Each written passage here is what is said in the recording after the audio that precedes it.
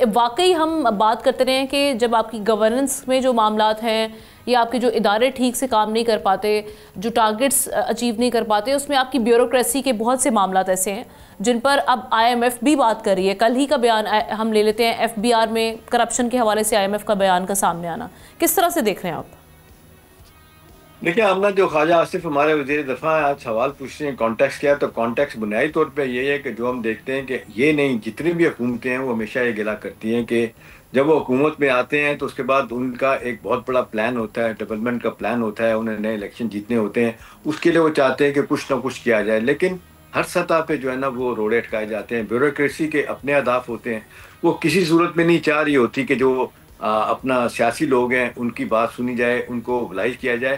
نتیجتاً یہ ہے کہ پھر ان کے اختلافات بڑھتے چلے جاتے ہیں۔ میرا خیال ہے خواجہ آصف نے آمنہ تھوڑی سی زیادتی کی ہے، جو ٹوٹل ملبہ جو ہے نا بیوروکریسی پہ ڈال دیا کرپشن کا۔ یہ دونوں یہ کمپلیمنٹ کرتے ہیں، میں آپ کو بتاؤں، پولیٹیشین اور بیوروکریٹ ایک دوسرے کو بالکل ہینڈ ان ہینڈ چلتے ہیں۔ کیسے یہ معاملات آگے بڑھ سکتے ہیں؟ یہ لگاتا کون ہے؟ جب ہم یہ بات کرتے ہیں احتساب کون کرے گا؟ عدالتوں میں جو اس وقت سچویشن چل رہی ہے اس میں حکومت کا جو رول ہے وہ بھی سب کے سامنے ہے۔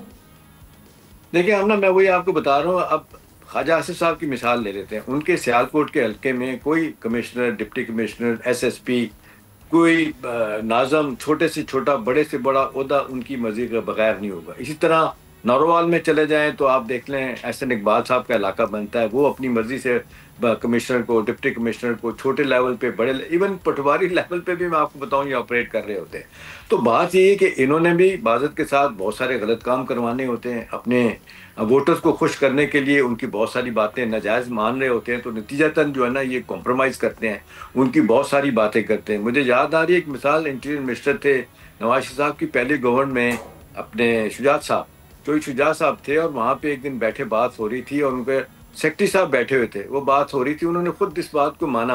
انہوں نے کہا چوئی صاحب مجھے 10 باتیں جو غلط کہتے ہیں کرنے کے لیے، جب وہ 10 باتیں کہتے ہیں تو 5 میں بھی غلط اس میں شامل کر کے میں بھی اپنے کام کروا لیتا ہوں۔ تو بات یہ ہے کہ آپ کو ٹاپ لیول پہ اگر پتہ چلے کہ منسٹر صاحب نہیں چاہتے غلط کام ہو تو سیکرٹری نہیں کرنے دے گا اس کو پتہ ہے کہ یہ اکاؤنٹیبلٹی ہوگی، سوال اٹھایا جائے گا۔ جب کو آپ کو پتہ ہے کہ جی آپ کا منسٹر آپ سے غلط کام کروا رہا ہے تو نتیجتاً بیوروکریٹ جو ہے نا وہ بھی اپنی مرضی کر رہے ہوں گے۔ تو آمنہ یہ ہینڈ ان ہینڈ چل رہا ہے، یہ آج سے نہیں چل رہا، جب سے ملک بنا ہے نتیجتاً جو ہے نا آپ ملک کی تباہی آپ دیکھ رہے ہیں۔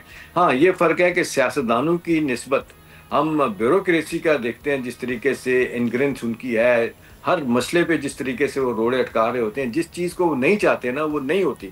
حکومتیں تنگ آ جاتی ہیں اور کام کرانا چاہتی ہیں، اور ایسی ایسی جناب مثالیں دی جاتی ہیں، قانون کا سہارا دیا جاتا ہے کہ جی فلاں شک کہتی ہے ایسی نہیں ہونا چاہیے، نتیجتاً چیزیں جو ہے نا وہ خراب ہوتی ہیں۔ پھر ہوتا سر ون لائن احتساب کون کرے گا؟ چاہے کرپشن سیاستدانوں کی جانب سے ہو یا پھر آپ کی بیوروکریسی کی جانب سے ہو، ان کو روکے گا کون؟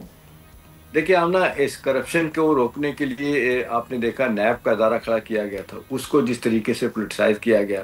مشرف صاحب کے زمانے میں شروع کے 2 سال بڑے اچھے رہے تھے، مجھے یاد ہے جنرل امجد پہلے چیئرمین تھے، اس وقت اچھا خاصا انہوں نے ہاتھ ڈالا تھا بیوروکریسی کے اوپر بھی، اور کرپٹ لوگوں پہ پھر اتنا شور ہوا، اور پھر اس بات کا سب لوگوں کو پتہ ہے کہ پھر اس وقت کے فائنانس منسٹر شوکت عزیز اور اسٹیٹ بینک کے گورنر ڈاکٹر اشرف حسین جو ہے نا وہ مشرف صاحب کے پاس گئے تھے۔ انہوں نے کہا جی کہ یہ فلائٹ آف کیپٹل ہو رہی ہے، لوگ انویسٹ نہیں کر رہے، لوگ چھوڑ کے جا رہے ہیں۔ آپ کو یاد ہے انہوں نے جنرل امجد نے 300 روپے کی جو یہ لوگوں نے لون لیے ہوئے تھے وہ ان سے نکلوانے کی بات کی تھی، تو اس کے بعد معاملات خراب ہو گئے تھے۔